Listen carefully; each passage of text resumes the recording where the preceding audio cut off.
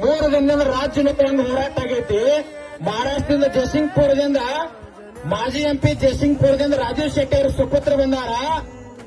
ಈ public TV 9 ಈ TV ಅವ್ ಯಾರೋ ಮಾತಾಡ್ತಾರಲ್ಲ ಅಜಿತ್ ಹನುಮಪ್ಪನವರು, ಯಾವ ರಾಜಕಾರಣಿ ಪ್ಯಾಂಟ್ ಕಡೆ ಸರಿಸ್ತಾರ, ಚಪ್ಪಲ್ ಹಾಕೊಂಡ್ರ ಹೊಳ್ಳಿ ಹತ್ರ 3 ತಾಸು ಹೇಳ್ತಾನಲ್ಲ, ನಿನಗ ನಾಚಿಕ್ ಬರ್ಬೇಕು.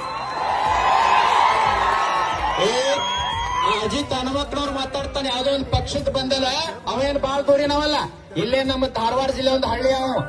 ನೀ ಮನುಷ್ಯ ಆಗಿದ್ದಂದ್ರೆ ಅನ್ನ ತಿಂತಿದ್ದಂದ್ರೆ ಇವತ್ತಲ್ಲಿ ಹೋಗೋ ತಗೊಂಡಿಲ್ಲಿ ಬಾ, ರೈತರು ತೋರ್ಸ.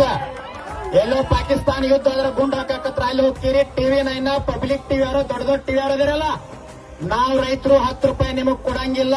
ಇಲ್ಲಿ ಊಟ ಮಾಡಿ ನಮ್ಮದು ಟಿವಿ ಪ್ರಸಾರ ಮಾಡ್ರಿ.